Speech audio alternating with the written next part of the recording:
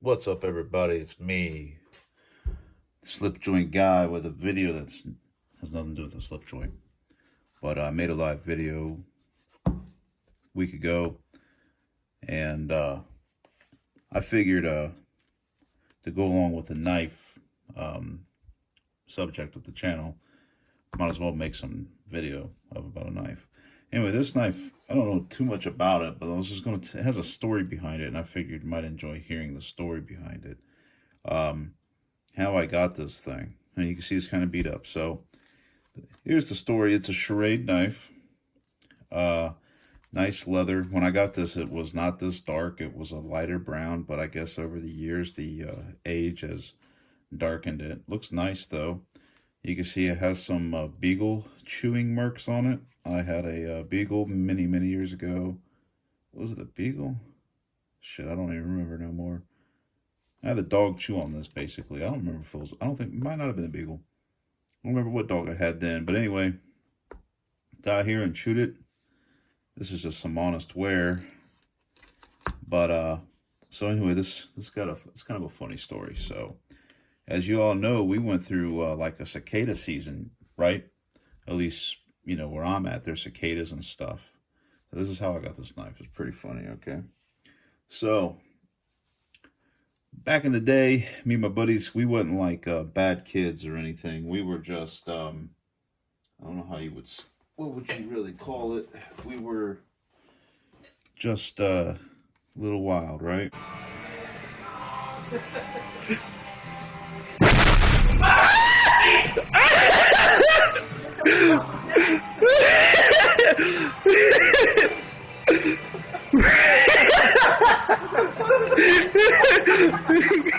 So, a buddy of mine, he had his uncle put some of this case paste on here to polish up the brass. His uncle, they didn't have a lot of money. That the whole family didn't, you know, they were pretty broke. He had this old, really raggedy ass van, and look at that, brass is turning super green. So, he pulls up, you know, we're all hanging out at his house.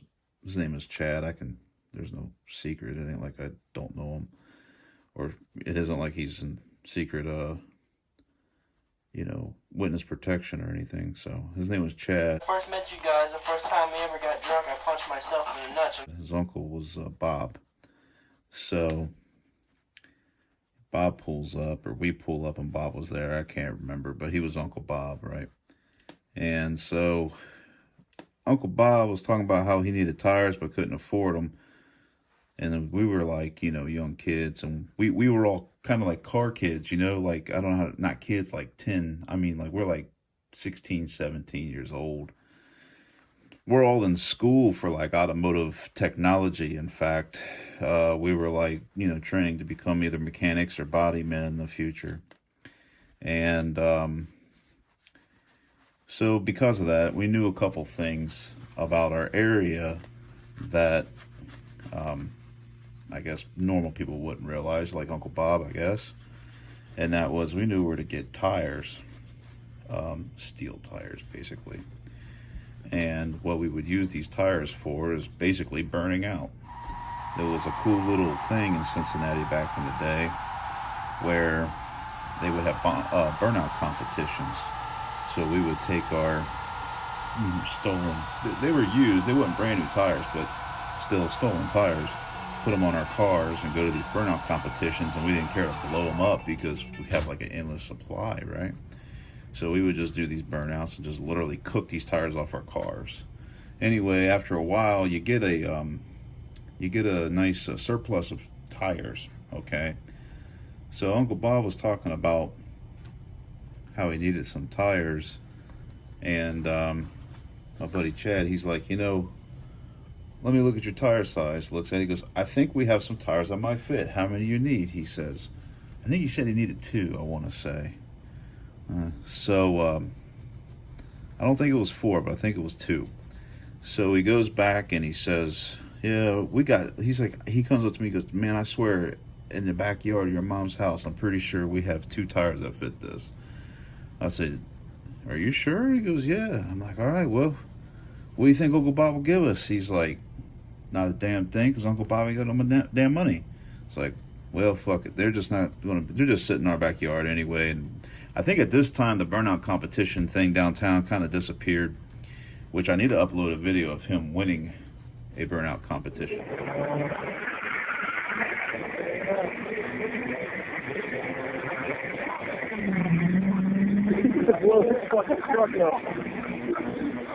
Yeah! Oh my God, anybody's fucking in this thing. Yeah! Hit a jet! Get your fucking seat truck!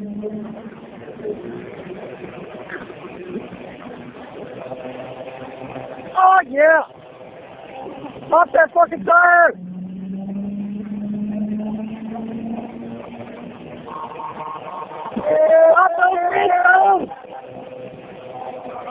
Oh yeah, dude, you gonna fucking win this shit, dude.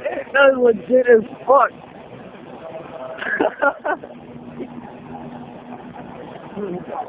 Smoke 'em out, baby!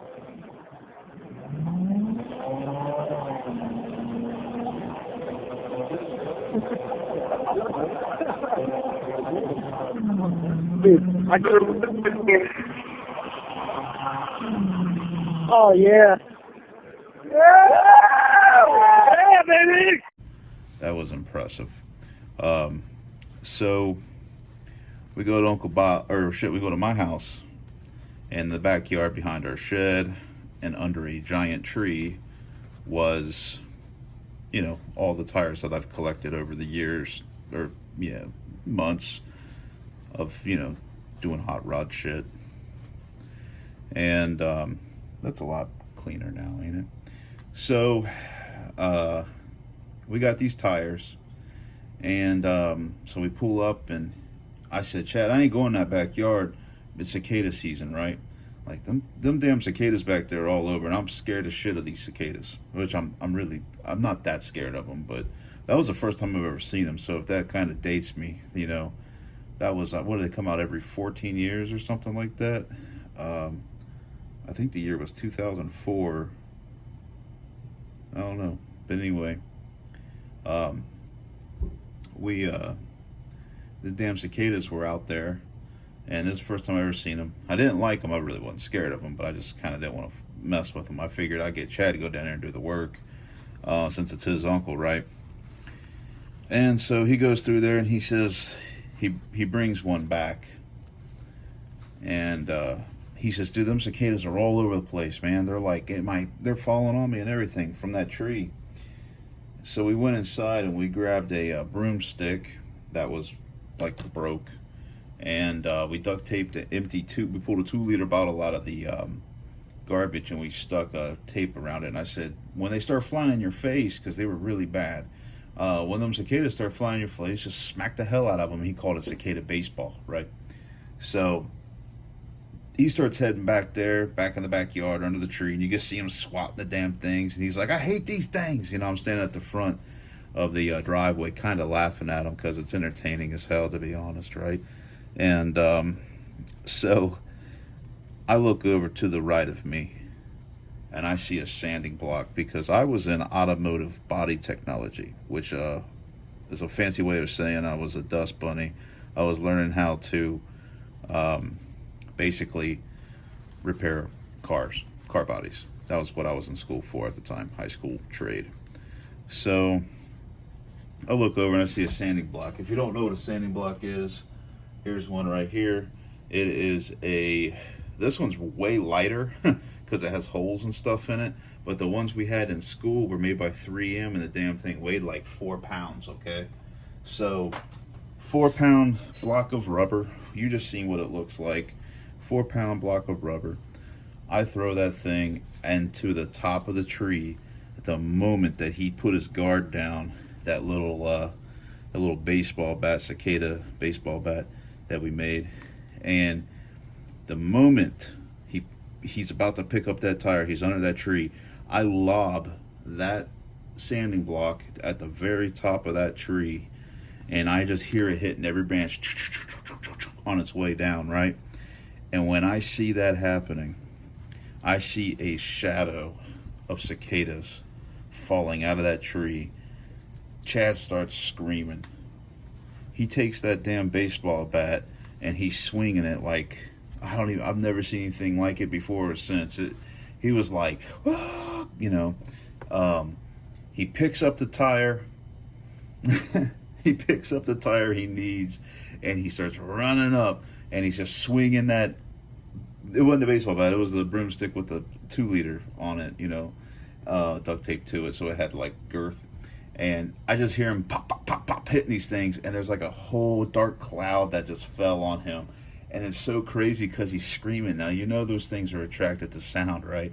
So he's screaming like a lunatic because wouldn't you? If you're covered by like a couple hundred cicadas screaming in your ear, you start screaming, you have a shit fit. So I'm sitting at the top of this driveway just watching this amazing theatric thing just come down. And a cloud screaming starts running up the driveway. And then I realized something. Oh shit, all these cicadas are chasing them. Because you could just see this cloud, like, it wasn't like something you see in a movie or nothing. It wasn't that spectacular, but you could just see the mass of bugs. And finally, there's a few that are kind of catching up. I'm like, oh shit, they're going to come at me too. And he's yelling. You can see them. They're all over him. And they're just following him. So I ran inside the damn house. And I ran inside the house. And he throws a tire in the yard. He runs to the house. He's sweating his ass off. And he's like, why the fuck did you do that? We got the tires. And it was entertaining as hell story. So what does that have to do with this knife, right? So anyway, years later, Uncle Bob died. We got him his tires, by the way, and he was super happy. I think he gave us $20, and which was cool, 100% profit. Like I said, we used to go to the shops. They were used tires that they throw out. Basically we would steal them, and so he gave us like $20, I think. And so anyway, years later, Uncle Bob dies. It's Chad's Uncle Bob, not mine. He dies, and I thought, yeah, that sucks, man. Sorry to hear that. Blah blah blah. And then he, I don't know. It was like maybe a week or a month later. Chad shows up, and he goes, "Here, this knife is for you." And I said, "This knife here?" He goes, like, "Yeah." He's like, I'm like, "From who?" And he goes, "From Uncle Bob." I said, "What?" He said, "Uncle Bob said to give this to you. That's for those tires that we got him." I said, "No shit." And this is a really nice knife. All right. So it's the Uncle Bob knife. It has some sentimental value. I knew Uncle Bob a little bit. I seen him a few times. He was a good guy as far as I know. He was just a good old boy, where like you see him, he's drinking some beer. I think he was retired at that time. I don't know if he actually worked. But it's kind of interesting to know that, you could do something for somebody basically out of kindness and get a cool story out of it. And then a couple years later, you realize that the person didn't forget about you and that they gave you a knife, a really nice one, in fact, has a really cool wood handle. The lanyard is missing. I don't know if they came with them or not. Really good polish. You got the brass bolsters. It's a stainless steel knife. You could tell because it says Schrade with the plus sign or the cross. United States, Schrade's no longer American-made knives. So I've never used it, never sharpened it. Hunting Heritage Collection. I've seen these go on eBay for a couple dollars, but like I said, this thing is completely priceless to me. It's got the story. I also noticed that I'm pretty sure this is a hollow ground knife too, the way it's beveled. Some of you watching might be able to actually confirm that, but I really do think it's a hollow, like they use like a wheel instead of a belt to put this bevel in. I don't know if that was standard or not back then. I don't know if it's still standard or not now, but I just noticed that. I thought that was kind of cool. This is like an etching. I don't know if it's laser etched or not. I don't know if they had that back then. But it's etched in. Now it's probably through a chemical process, like electric and like water type things. But it's deep and it's not going anywhere. It's a pretty cool knife. Look how nice the fit and finish is. Like there's no gaps, It's just such a pretty knife. I wish the whole knife was polished like the handle, but That's okay. The knife itself has the satin sort of look to it, which is nice. It goes along well with the engravings. So that's this knife. It's the Uncle Bob's knife, you know. And that's the story to it. I got another knife with a story. I might tell it someday. It's a lot shittier story. But this is the Uncle Bob's knife. I keep it in the sheath because it is stainless steel. I don't have to worry about it rusting. That's about it. So, hope you like that story. I can think of more. I don't have many knife stories, but the channel is kind of segueing. I don't have that many. I haven't been buying many knives, so I'm kind of segueing away from the knife stuff, or maybe I'll divorce. I'll divorce the knife, and then they'll take half my money. No, I will divide up the knife content and add other content to this channel, because I just haven't. I mean, the prices of GECs are through the roof, and quality case knives are, in my opinion, not worth buying. These right here I've been seeing on Amazon lately, which is good. That means that they're becoming popular. That's an OTER-Messer, by the way. There's also links in the description, helps the channel out. Also starting to try to make some live videos. Live videos are kind of fun.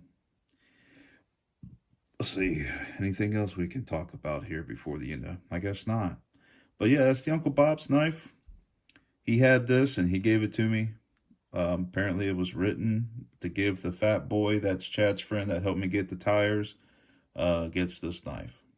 I guess that's how they figured out it was me. Because I was the fat boy. So, or the fat man as they now call me.